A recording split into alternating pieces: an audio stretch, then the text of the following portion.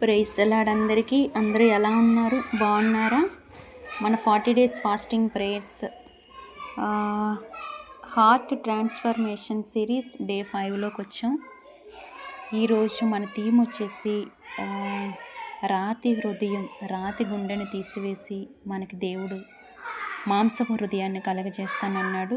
వాక్యం వచ్చేసి యెహెజ్కేలు 36:26లో ఏం తెలియజేస్తుందంటే వాక్యం, నూతన హృదయం మీకు ఇచ్చేదను, నూతన స్వభావం మీకు కలుగజేసేదను, రాతి గుండె మీలో నుండి తీసివేసి మాంసపు గుండెను మీకు ఇచ్చేదను.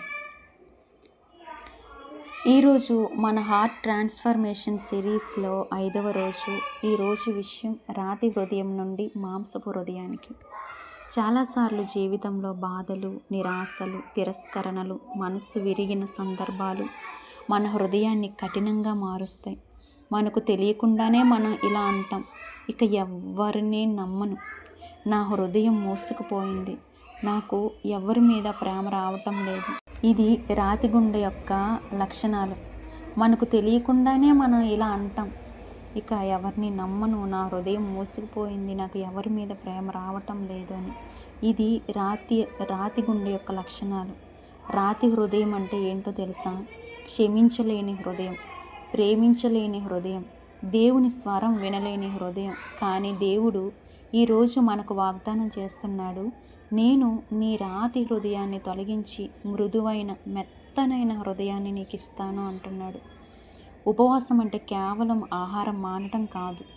మన హృదయంలో ఉన్న కఠిన మనసుని, కఠినమైన మాటలని, కత్తిపోటు వంటి మాటల్ని దేవుని ముందు ఉంచటమే. మనంతటా మనం ఏది వదులుకోలేం, అది దేవుని సహాయం ఉంటే తప్ప. ఈరోజు మనల్ని ప్రశ్నించుకుందాం, నా హృదయంలో ఇంకా ఎవరి మీదైనా కోపం ఉందా? నేను ఎవరినైనా క్షమించకుండా ఇంకా అలానే ఉన్నానా? దేవుని మాట వినటానికి నా హృదయం తెరిచి ఉందా అనేది.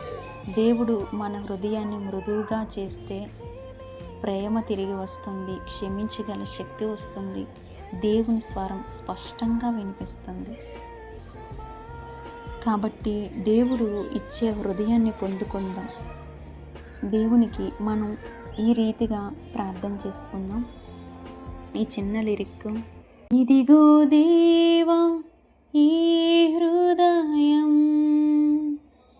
ఇదిగో దేవా ఈ మనసు,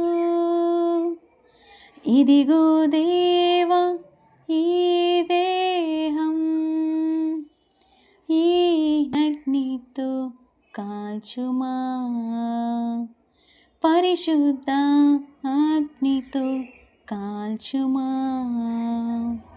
ఇదిగో దేవా ఈ హృదయం, ఇదిగో దేవా ఈ మనసు, ఇదిగో దేవా ఈ దేహం, ఈ నీ అగ్నితో కాల్చుమా, పరిశుద్ధ అగ్నితో కాల్చుమా. కళ్ళు మూసుకున్నట్లయితే ప్రార్థన చేద్దాం. మహాపరిశుద్ధుడ, మహాగణుడ, నీ పరిశుద్ధమైన, శ్రేష్టమైన, ఉన్నతమైన నామమునకి కృతజ్ఞతాస్తుతులు, స్తోత్రములు నిజము నాయన. అయ్యా, నాది కఠినమైన హృదయమే ప్రవ్వా. ఈ కఠినమైన హృదయాన్ని వల్ల అందరిని బాధపరిచే మనసు కలిగి ఉన్నాను నా తండ్రి. ప్రవ్వా, నిశ్చయముగా ఈ కఠిన హృదయాన్ని తీసివేసి మాంసపు హృదయాన్ని నాకు దయచేయండి ప్రవ్వా. అయ్యా, నిజము నా హృదయ మార్పు కొరకే నేను ఇన్ని దినములు ఉపవాసం ఉన్నాను తండ్రి. దేవా, నిశ్చయముగా నేను ఈ మార్పును చూడాలి ప్రవ్వా. ఈ రాతి హృదయం నాకొద్దు ప్రవ్వా.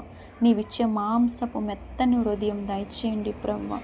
దేవా, నీ సహాయం నాకు ఎల్లప్పుడూ కావాలి ప్రవ్వా.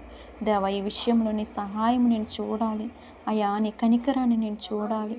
సమస్తము నీ చేతికి నజరేయుడైన యేసుక్రీస్తు నామములో అప్పచెప్పుకుంటూ ప్రార్థన యేసునామములో అడుగుచున్నాను నా పరలోకపు తండ్రి. Amen, amen, amen. Thank you. God bless you.